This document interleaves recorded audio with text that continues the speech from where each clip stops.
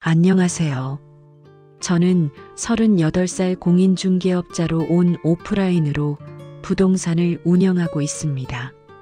지난 세월을 돌이켜보자면 지금 제가 누리고 있는 걸 얻기까지 참으로 다사다난했습니다.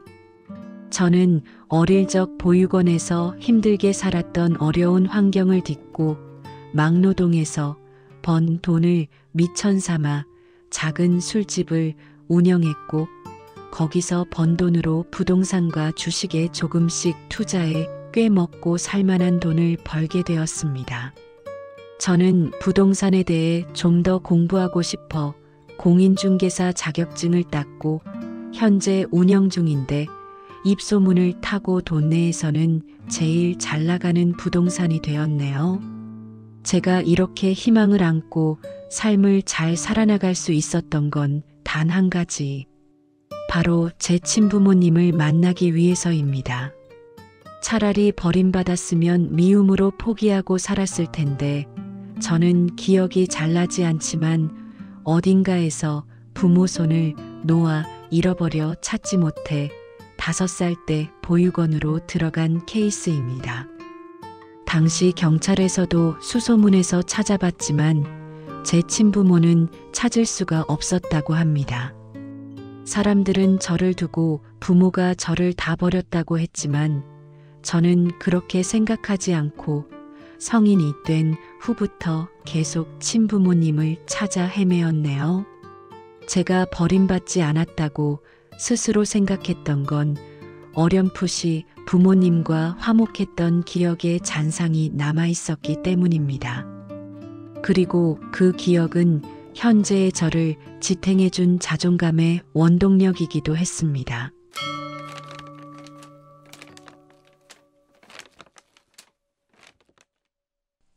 하지만 어디에 꼭꼭 숨어버린 건지 친부모님을 찾기란 여간 어려운 게 아니더군요.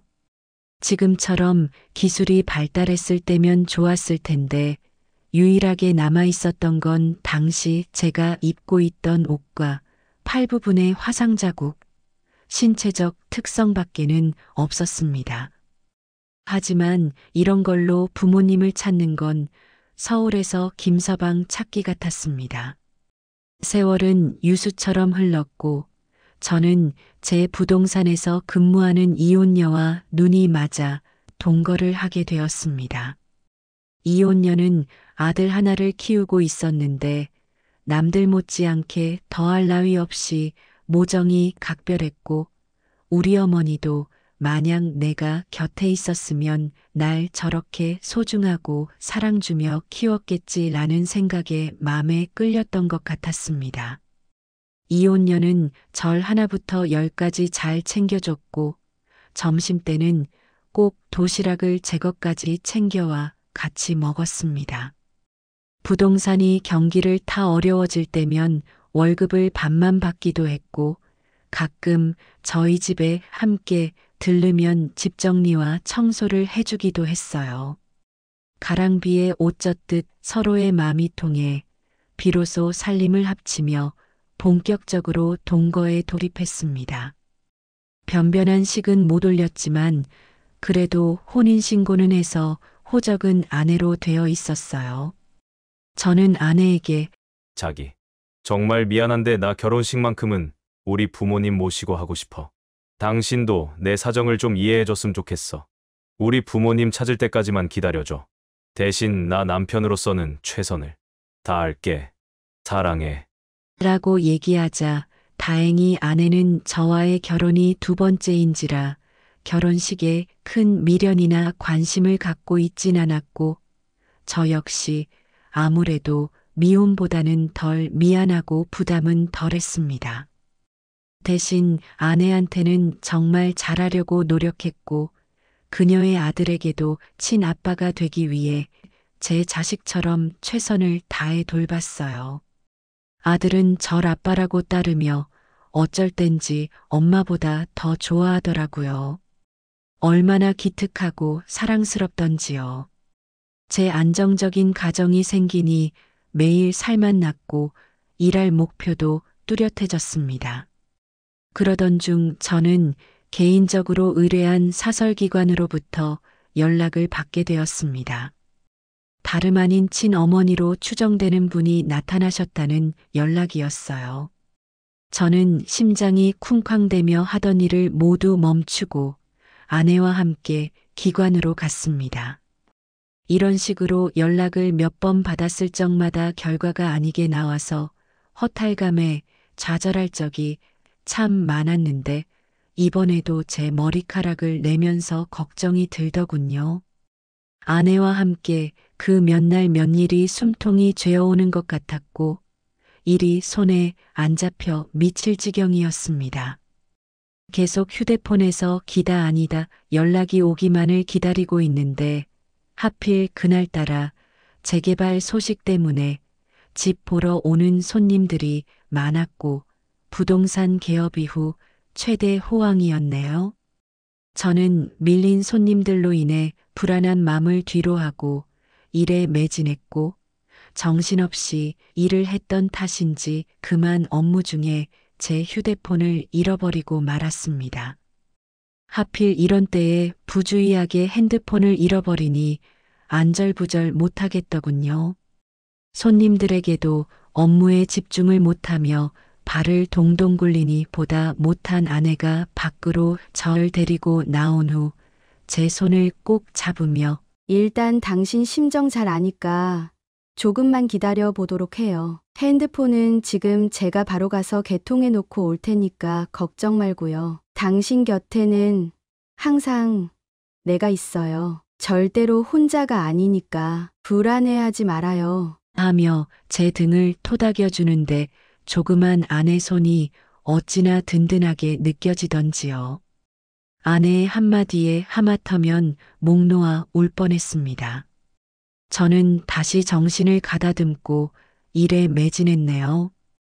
길고 긴 하루가 끝난 후에야 아내는 새 휴대폰을 박스채로 가져왔습니다. 늦어서 개통이 안 되어 내일 아침에야 개통이 된다고 했대요. 한숨만 쉬는 제 앞에서 아내는 제 불안함을 달래주려 한 건지 아들을 장모님께 맡기고 저를 끌고 드라이브를 했습니다. 아내와 함께 근사한 저녁도 먹고 한강의 유람선틀 타고 서울의 야경도 보았네요. 아내와 함께 있으니 기분이 좀 낫긴 했지만 저 맘 한켠은 걱정스러움이 가득했습니다. 아내가 얘기하더군요. 부모님을 만약 찾았는데 당신 생각하고 다른 사람이면 어떡할 거예요? 예를 들어 당신에게 부담스러운 것들을 짐지운다던가 힘들게 한다던가 하면 그래도 괜찮아요. 설령 부모님이 그런 분들이라도 어쩔 수 없지. 그래도 날 낳아준 친부모님이신데 어떡하겠어? 내가 다 감당해야지. 만약 당신 부모님이 당신한테 부담스럽게 하면 당신도 외면 못할걸? 나는 내가 좀 이기적인 면이 있는진 모르겠지만 가족이 제일 중요해서 아무리 부모님이라도 절 힘들게 한다면 외면할 것 같아요. 우리 부모님은 제게 좋으신 분들이지만 가끔 버거울 때가 있거든요. 그러고 보니 아내의 사정이 생각났습니다. 아내는 유독 스스로 생각하길 부모복이 없다 여겨졌다더군요. 노후 준비가 안 되신 부모님 여태 아내가 죽기 살기로 벌어 책임져 왔고 지금은 다행히 아내가 저한테 시집와 아버님께서 경비일 하시며 먹고 사시긴 하지만 그전에는 오로지 아내의 수입에만 의존해 왔다 합니다. 아내 전남편 시어머니도 마찬가지라 했어요. 전남편 시어머니 역시 아내의 전남편인 아들과 함께 살며 아들의 수입에 의존해서 살았는데 아내에게 경제권이 가려고 하니 그것 때문에 아내를 미워하고 결국은 아들과 공모해 내쫓았다 합니다. 아내는 부모님에 대한 인식이 썩 좋지 않는 탓에 한편으로 절 많이 걱정하고 있었던 듯 합니다. 아내는 물론 당신도 살면서 부모님을 찾으면 바람대로 더할 나위 없이 좋겠지만 만약 못 찾아도 너무 서운하게 생각만 나며 위로해 주더군요. 아내의 마음을 알기에 전 알겠다고 했습니다. 다음 날 휴대폰을 개통이 되었는데 휴대폰에 연락처가 하나도 없어 결국 직접 찾아가 보기로 했습니다. 안에 들어가 보니 여느 노인이 이미 직원이랑 얘기를 하고 있더군요. 연락 없이 와서 놀랐는지 직원은 상담 중이니 일단 밖에 나가달라는 말을 했네요. 남은 급해 죽겠는데 꽤 오랜 시간 동안 느긋하게 밖에만 기다리라고 하니 슬슬 짜증이 났습니다. 이때 문이 열렸고 평범해 보이는 노인이 그곳에서 나왔습니다. 노인은 저를 한참이나 쳐다보더니 곧 자리를 뜨더군요. 노인이 돌아간 후에 저는 안으로 들어갔고 직원을 닥달했습니다. 검사 결과가 나왔냐고. 직원은 저를 보더니 이름 모를 서류를 이것저것 확인하더니 결과지를 확인해 보고는 얘기하더군요. 유전자 불일치로 나왔습니다. 저희가 찾아낸 분은 친부모가 아니셨어요. 죄송합니다. 라고 얘기하는데 어차피 이번에도 맘속으로는 친부모가 아닐 수도 있다 생각했지만 혹시나가 역시나 깊은 허탈감에 털썩 주저앉아 버렸습니다. 저는 업체에서 나와 터덜터덜 걸었고 제 터전으로 돌아왔습니다. 어떻게 됐냐고 묻는 아내에게 이번에도 아니었다고. 아무래도 내 부모님과는 현생에서 인연은 없는 모양이다라며 씁쓸해했네요. 아내는 저를 위로해주며 안아주고는 당신 이만큼 했음 할만치 했어요. 우리 그냥 다 잊고 살아요. 부모님에 대한 미련 버리고 우리 가족끼리 행복하게 사는 게 어떻게 보면 어딘가 계실 부모님께도 효도하는 거라 생각해요. 식도 제대로 올리고 당신과 나 사이에 아이도 가지도록 해요. 저는 아내의 손을 제 뺨에 대며 고개를 끄덕이고 알겠다고 했습니다. 부모님을 못 찾은 것에 대해 좋은 쪽으로 생각하려고 노력했어요. 정말 오래 떨어져 어떤 분인지도 모르고 만에 하나 아내의 말처럼 괜히 찾은 제 부모님들이 집만 된다면 안 찾느니만 못한 일이니 전화위복이라 여기며 만약 정말로 언젠가 인연이 되면 만나겠지 싶어 흘러가는 대로 살기로 했습니다. 아내는 그 후로 저와의 약속대로 얼마 안가 아이를 가졌고 저는 그런 아내에게 고마워하며 극진히 아내를 보살폈습니다. 지금 아내의 아들도 참 예뻤지만 제 유전자를 받은 제 핏줄의 아이가 태어난다고 생각하니 또 다른 감정이긴 하더군요. 실은 아내가 아이를 갖자 속으로는 부모님 생각이 더 간절해졌으나 애써 그리움을 떨치려고 노력했고 저는 오로지 가족들을 위해 더 악착같이 돈을 벌며 살기로 노력했습니다. 아내의 배는 시간이 갈수록 불러왔고 태어날 예정일에 맞추어 출산을 기다리는 하루 이틀 할 날이 다가왔습니다. 언제 아이가 나올지 몰라 저는 항상 아내 곁에서 대기하고 있었어요. 근데 그러던 때에 사건은 예상치 못한 곳에서 터지고 말았어요. 휴일날 전 아내가 낮잠에 빠진 사이 집안 청소를 하고 있었고 계절이 바뀌어 아들 옷 정리를 해주려 하고 있는데 옷장 깊숙한 곳에서 생각지도 못한 것을 발견하고 말았습니다. 그건 바로 제 잃어버렸던 핸드폰이었어요. 왜 잃어버린 제 핸드폰이 아들의 옷장에서 나온 건지 순간 머리가 띵하더군요. 저는 떨리는 손으로 핸드폰을 켰고 간만에 낯익은 핸드폰을 확인해 보았습니다. 그런데 통화 목록을 보니 제가 부모님을 찾기 위한 사설업체와 통화한 기록이 남아있질 않겠어요? 전 분명히 업체에 연락을 받지 못했는데 분명 3분 남짓한 통화한 기록이 남아 있었습니다. 업무로 인해 항상 녹음을 일상화하고 있었던 저는 설마 제발 제가 생각하는 그 느낌이 예감이 아니길 바라며 녹음을 들어보았고 안타깝게도 이에 충격을 금할 길 없었습니다. 안녕하세요. 사설업체입니다. 의뢰하신 결과가 나왔는데 남편분과 통화할 수 있을까요? 죄송한데 지금 남편이 많이 바빠서 제게 전화를 받아달라 했거든요. 그때 남편과 함께 들려서 저도 사정을 모두 알고 있는데 결과가 어떻게 나왔는지 제가 전할게요. 남편이 정말 많이 기다려서 빨리 알려주시면 기뻐할 거예요.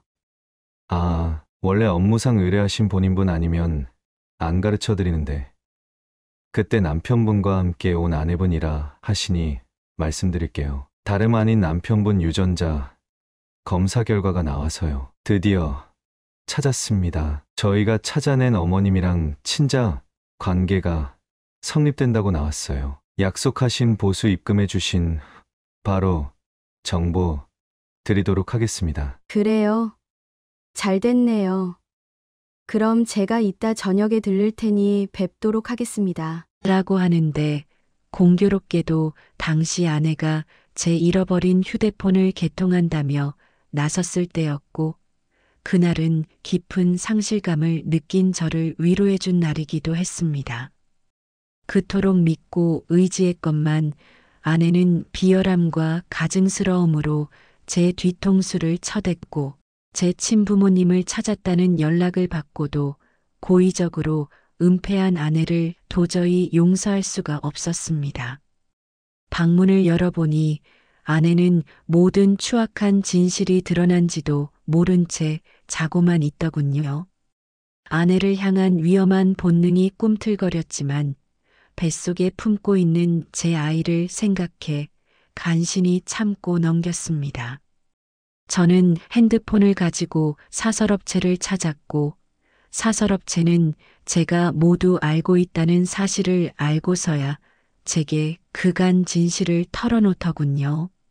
죄송합니다. 저희도 이익이 우선이다 보니 이렇게 돼버렸네요. 저희가 결과를 알려드린 날 아내분께서 찾아오셔서 저희가 받기로 한 금액의 2배를 제시하며 입단속을 부탁하더군요. 저희도 생각보다 일찍 양심 고백을 하게 되니 마음이 편하네요. 혹시 기억하실지 모르겠는데 그때 연락이 안 되셔서 다음날 찾아온 날 오셨던 노인분 계셨잖아요. 바로 그분이 친어머니셨어요. 이건 그분 주소랑 연락처이니 한번 찾아가 보세요. 라며 제 진짜 유전자 검사 결과지를 앞에 내미는데 그야말로 억장이 무너지는 것 같았습니다. 저는 기억을 더듬어 제 앞에 와서 얘기를 하던 노인분을 떠올렸습니다.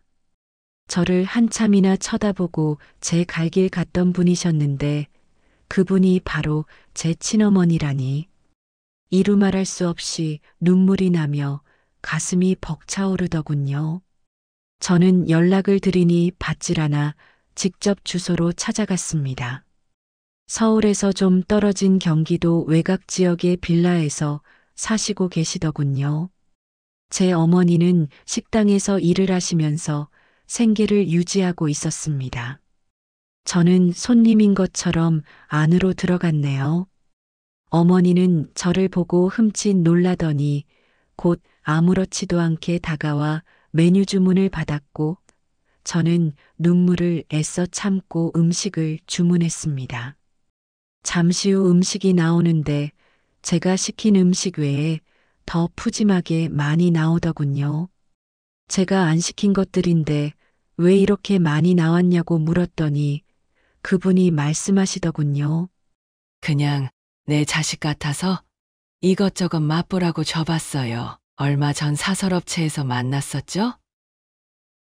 보자마자 하늘나라 간 우리 남편하고 너무나 똑같아서 수십 년 전 잃어버린 내 아들인 줄 알았는데 업체에서 아니라는 결과 받고 참 속상하더라고요. 그쪽은 찾으려는 사람 잘 찾았나요? 라고 묻는데 제가 어머니를 못 알아봤던 것에 반해 어머니는 저를 알아보신 것에 대해 마음이 뭉클하고 가슴이 미어졌습니다. 저는 결국 끄끄거리며 자리에서 흐느꼈고 제 어머니 앞에서 무릎을 꿇은 뒤 고개를 숙였습니다. 엄마, 저예요. 아들이에요. 죄송해요. 몰라봐서 이제껏 힘들게 수소문에 겨우 만났는데 하마터면 엄마를 또 놓칠 뻔했어요. 제 앞에 나타나 주셔서 정말 감사해요. 라고 유전자 검사 결과지를 내밀며 보여드리자 어머니 역시 그간 참았던 눈물을 쏟으며 절 꼭 안아주시고는 아이고, 우리 아들이었구나. 어쩐지 그곳에서 처음 봤을 때 낯설지 않더라니. 이깟 종이 한 장이 무슨 대수야. 이미 핏줄의 본능이 알려줬는데 어디 얼굴 좀 보자. 가엾은 내 아들. 그때 내가 널 사회가 어수선의 시장에서 손을 놓쳐 얼마나 죄책감에 살았는데 네 아버지도 평생을 하늘로 살다가 하늘 날아갔어. 얼마나 평생을 널 그리며 살았는지 그 심정 말로 못 다한다. 내 새끼 이렇게 잘 자라줘서 애미가 얼마나 기쁜지. 이제 어여 우리 집으로 가자. 라고 하는데 저는 수십 년 만에 만난 엄마와 함께 손잡고 집으로 가서 그동안 쌓아놨던 엄마가 미처 못 버렸던 제 흔적들을 제게 보여주었습니다. 어릴 적 빛바랜 사진들과 제 어릴 적 입었던 낡은 옷들, 절 찾고자 뿌린 전단지, 다 보관되어 있는데 그래도 제가 누군가에게 사랑받았던 자식이라는 흔적인 것 같아 참 감사하고 눈물 나더군요. 아내에게 수십 통 오는 전화를 뒤로 한 채 저는 그날 밤 제 형제들을 만났고 밤새 그간 살았던 근황 얘기를 주고받으며 날새는 줄을 몰랐습니다. 가족과의 만남 및 대화를 통해서 진심을 알아가는 감동과 비례하여 아내에 대한 미움도 커졌고 아내의 교활한 계획 때문에 제 소중한 가족들을 하마터면 못 만났을 거란 생각이 들수록 도저히 용서가 안 될 것 같았습니다. 하도 연락이 끈덕지게 오니 걱정하던 어머니가 이를 발견하고서 연락을 받으라 하시더군요. 다름 아닌 장모님이었습니다. 연락을 받으니 장모님께서 아내가 제가 없는 새 병원에서 제왕절개로 건강한 아들을 낳았다고 하더군요. 아무리 바쁘더라도 아기가 태어났으니 만사 다 제쳐두고 오라는 말에 저는 부모님과 형제들에게 이 소식을 전하며 같이 가자고 했습니다. 어머니와 형제는 제 새끼가 태어났다는 말에 기뻐하며 같이 병원으로 우르르 몰려갔고 이들을 본 아내는 부들부들 떨며 얼굴에서는 잿빛이 돌았네요. 안녕하세요. 장인장모님. 제 어머니와 형제들이에요. 오랜 시간 찾기를 학수고대했는데 하늘의 도움이었던 건지 드디어 찾게 되었네요. 당신도 기쁘지? 당신이 휴대폰을 찾기 쉽게 아들 옷장에 넣어놓는 바람에 내가 다 알게 돼버렸잖아. 고마워. 라고 하자 일순간 얼어붙는 아내와 아내의 친정 식구들 눈치를 보아하니 모두가 다 알고 있었던 모양입니다. 저는 왁자지껄한 식구들에게 잠시 아내와의 할 말이 있다고 말씀드리고 아기를 안고 있는 상태에서 누워있는 아내에게 얘기했네요. 처음에 당신을 가만 안 두려고 했는데 그래도 내 아이를 낳아준 엄마이니 용서할게. 대신 우리가 앞으로는 같이 살 수 없을 것 같아. 아이는 내가 키울 테니 우리 이혼하자. 대신 우리가 앞으로는 같이 살 수 없을 것 같아. 아이는 내가 키울 테니 우리 이혼하자.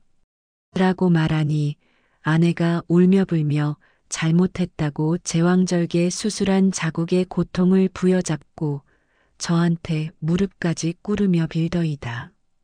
자기가 전에 말했던 것처럼 부모님께 너무 대여 혹여 당신에게도 피해가 갈까봐 그런 거라고.